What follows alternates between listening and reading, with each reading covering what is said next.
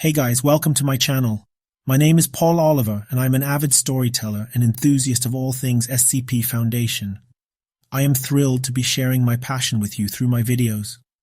Here you'll find captivating tales from the SCP Foundation universe, as well as my own personal insights on various topics. If you're as fascinated by the SCP Foundation as I am, be sure to hit that subscribe button and hit the bell notification so you never miss out on any new content I post. Thanks for tuning in. Let's dive into today's SCP Foundation tale. SCP Foundation Tales, A Hole in the Tapestry. Rachel and Dora stared into an alleyway on Wall Street, New York City, New York. People passed them on the street, but no one seemed to notice them just standing there. "This is the one," said Rachel almost reverently. "How? It looks like all the other alleyways we've seen." Rachel shook her head. "Look, do you see where those overflowing trash bags suddenly stop in the middle? Or how the pavement's color changes from the left to the right? Or how about that wet spot that seems to cease at the center?" Dora wasn't sure how he hadn't noticed those glaring details. As soon as he was made aware, they stuck out like a giant spider on a white wall. Even more was missing. The alleyway seemed bisected. No elements from the right side ever passed onto the left side. "A spatial anomaly?" "No, I don't think so. Notice how far you can look into the alleyways." He glanced from side to side and noticed that he was barely getting any information. After a few feet in, everything became a blur. No, it wasn't a blur. His vision just didn't reach that far. His head started to hurt, but not in a mimetic way. "Wait, alleyways? Plural." Rachel breathed deeply. "Yes, look straight ahead." "Straight ahead?" Dora suddenly realized that his eyes had been to either side the whole time. For the first time he looked straight ahead. Directly in front of him was the entrance to a tall, imposing office building. Despite the daylight, details were difficult to make out due to stark shadows. Only a few lights from inside the building illuminated aspects of the outside. Otherwise, the building was more of a silhouette than anything. Another detail that Dora hadn't noticed before was the streetlight behind him that was on in the middle of the day, so as to reveal the front revolving doors. Dora jumped back a bit, and as he thought back, he saw it in the corner of his memory's vision. The building had always been there, blotted out by unwilling ignorance. How had he not seen it? "How come the Foundation never found this before?" "Simple," Rachel spat. "No one's been looking for it, and you're going in first." "What? What else did you think I needed you for here?" She reached into her bag and grabbed a flashlight. "Take this." "What? You can't. I'm not." The cell phone on his back became hot. He yipped. He hated when he made that noise, and then it cooled back down. Eye contact with Rachel became heated before his powerlessness came through and his glare deteriorated into the stare of a begging dog. Rachel responded only by stepping up to him, asserting physical dominance through height, and Dora got the message. He slowly stepped towards the revolving doors and felt the scenery become dim. Looking pensively behind him, he noticed that less people seemed to be walking on the street. Like a cartoonish stereotype, he gulped and let out a chilled ha of air. Turning on his flashlight, he pushed through the door and entered the midnight foyer. The first thing he noticed was that the light of the flashlight had very clear boundaries. Anything outside the direct beam of the flashlight was completely black, and shining a light out the windows did nothing to reveal the outside. "Rachel?" Dora called. "Yes?" A muffled, echoing voice called back. Passing his flashlight over the room, it was uncharacteristically barren. Not even abandoned buildings had this much nothing in them. The only feature were 3 chairs piled in a corner, and the front desk, behind which sat a single computer, which was emitting a faint glow.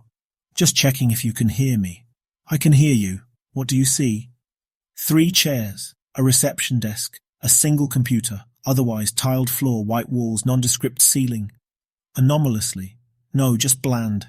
"Do you feel any mimetic influence?" "No, wait." He did feel a tingle in the back of his head, which he hadn't noticed before. "Yes, I do. But just like the building, you had to point it out first. That seems to be a theme here. Here.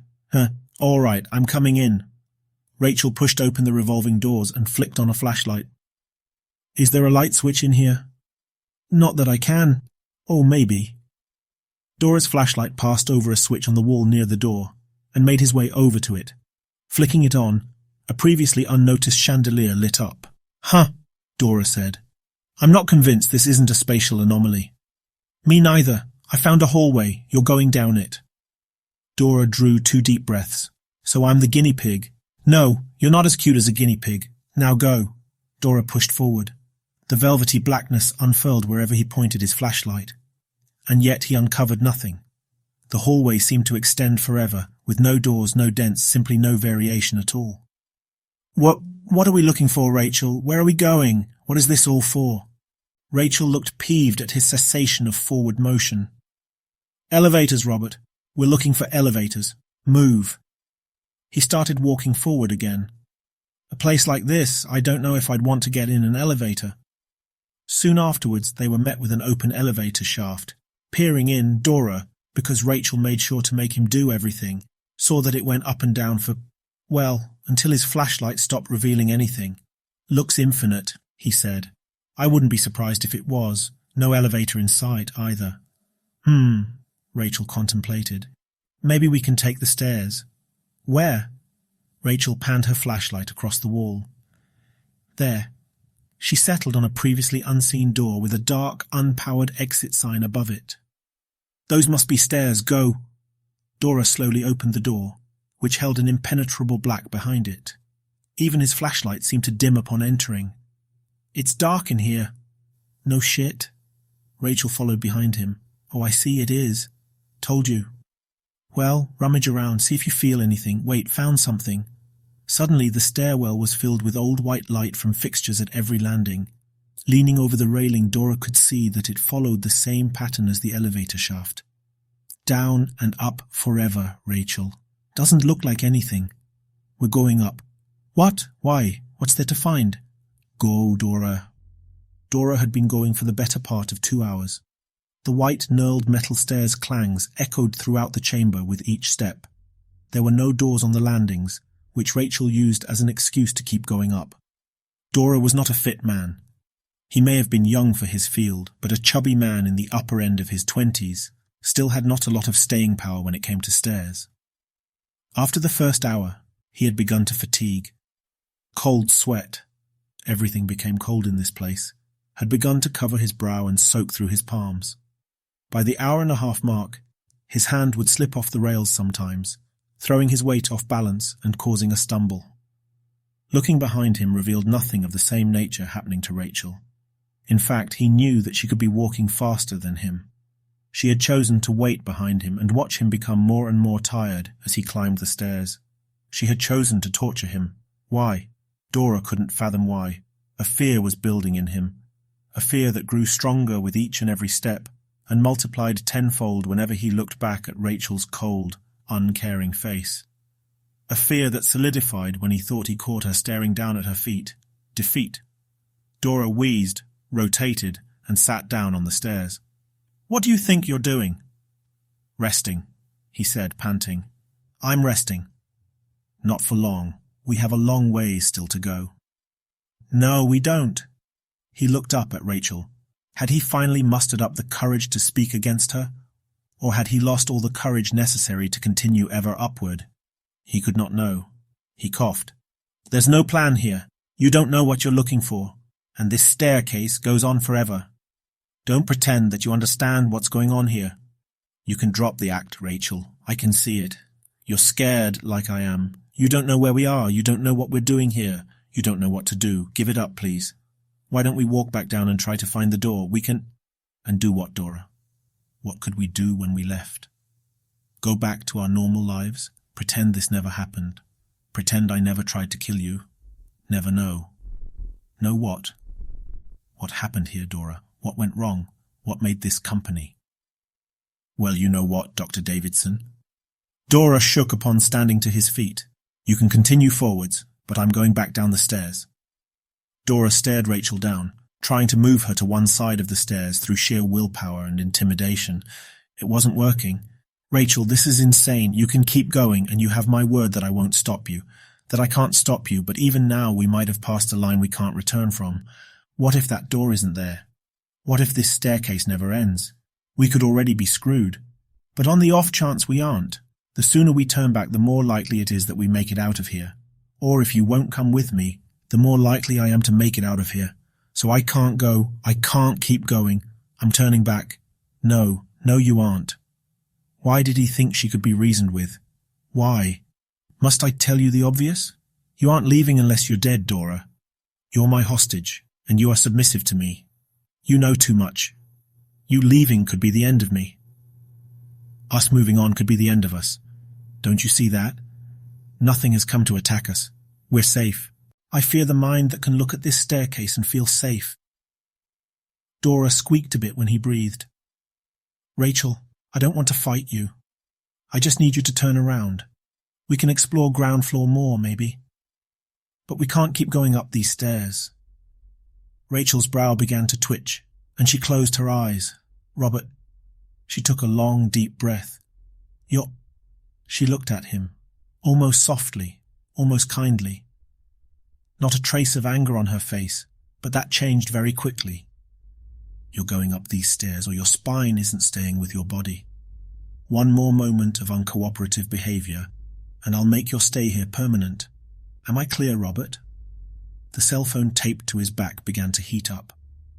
Dora's bravery was waning, his character failing.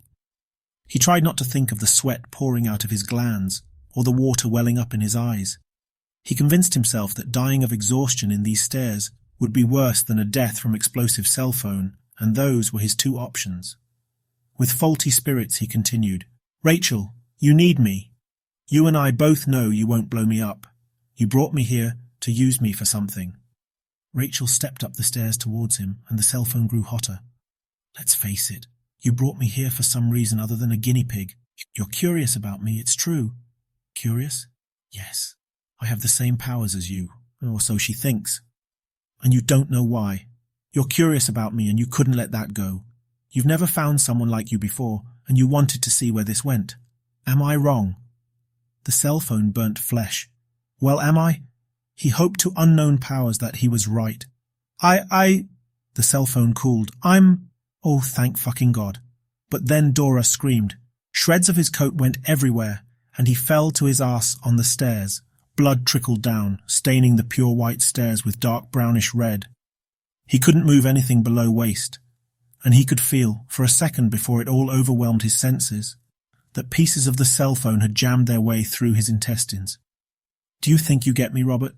Is that what that play was? In a fit of hysteria, Dora began to laugh, and his idiot grin had returned to his face, albeit with wide, terrified eyes. Well, fine, Dora. Now that there's no point in keeping things from you, here's why we're here. When I was very little, when I was 13, in fact, I discovered that I had powers over electricity. Like an idiot, I thought that I could tamper with people's brains without any training. And I saw things, Dora, I saw things. A frozen gaslit world, with reaching arms and hands and a glowing faceless mass beyond the horizon. And that's it, Robert, because he said he saw the same thing. He said that all of his company saw the same thing. I've gone my whole life wanting this, Dora. I thought you might help me, but that was a fucking lie. I should have gone solo like I always do. I trusted you, Dora. I trusted you. Holding me at gunpoint is an odd form of trust. Rachel pushed a foot into his jaw before storming past him. Her heart pounded, her head hurt, and her eyes stung.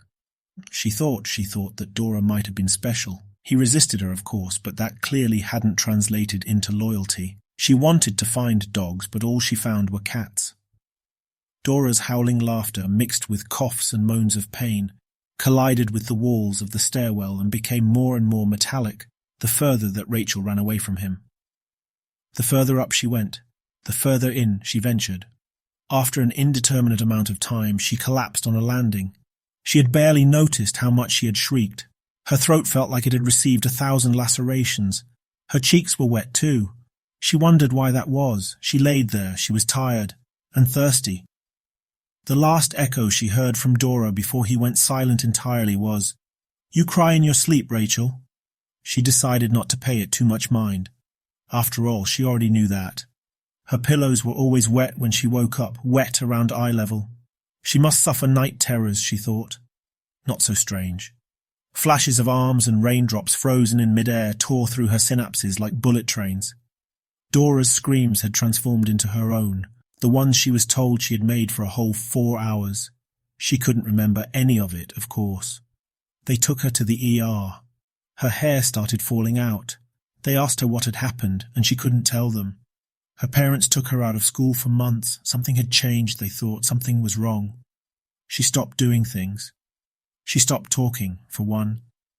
This was, of course, right around the same time that they had all that electrical frying in their walls. Until one day, she came out of her room, and she was fine. She wasn't smiling, but she was fine. She told her parents she was ready to go back to school, that she was ready to be around people again. They tried to coax it out of her. They tried to send her to a therapist, but no one had made any progress. They didn't know what to do. But she was fine, by the looks of it. A rough patch, that's all it was. What they didn't know was that she had come out of that room with a purpose. The mission statement read, "Know." Know what that was, find out what you saw, learn the truth. She had never been able to replicate the effect. Never again had rummaging through someone's brain yielded similar results. So she did her research. She found people online who understood her. Well, understood that things like her happen. She never told them about what she saw, but she did tell them that she could turn off and on the lights. They told her of an organization that hunted freaks like her. They told her that she needed to hide, to cover up, to lay low. They were all terrified of this organization. Rachel was downright fascinated. An organization that knew all of the things behind the curtain. Who took the unnatural outside of the public eye? She knew her course of action. She knew that she needed to get into that organization and learn its secrets, to climb the ranks and attain access to everything. There she might find it, what that was, what she saw, the truth. Never had she expected the lead to come from the mouth of a field agent during an interview. Agent Leferrier, the man, the myth, the legend. Perhaps the only person alive who had ever seen what she saw. The only person who could possibly understand it. She had seen him struggle to remember. She had seen the pain, her own pain, reflected in his face. It was all she could have done to put him out of his misery. But at that moment, something inside her yearned for a familiar face. Lying face down in the stairwell, an infinite amount of space above and below, she could only hope. Hope that there was something to find. Or maybe hope that something found her. She hoped for the face that knew her pain. She wanted Agent Leferrier, and at that moment the stairwell went black, and she heard the clacking of fingers on a keyboard behind her. SCP-4006 is a Thaumiel-class anomalous entity that affects the state of Massachusetts, USA. SCP-4006 works to perpetuate the idea that Massachusetts is a populated state with a government, infrastructure, economy, and various population centers. Due to this, the true nature of Massachusetts is entirely unknown to the public, and all effects of SCP-4006 are highly improbable. However, the pervasiveness and frequency of these nigh incalculably low probability events and their collaboration to effectively spread misinformation about Massachusetts earn SCP-4006 anomalous recognition. SCP-4006 makes Massachusetts an unusually secure location for Foundation activities. However, while SCP-4006 is currently the most powerful probability-based anomaly within the Foundation's knowledge, purview, and containment, it has been shown to be imperfect, as several Foundation scientists were able to discover the true nature of Massachusetts, while researching anomalies they believe to be within Massachusetts. As such, Protocol MTV-4006 has been created. The SCP Foundation has allocated several million USD a year towards creating further defenses against the public discovery of the true nature of Massachusetts.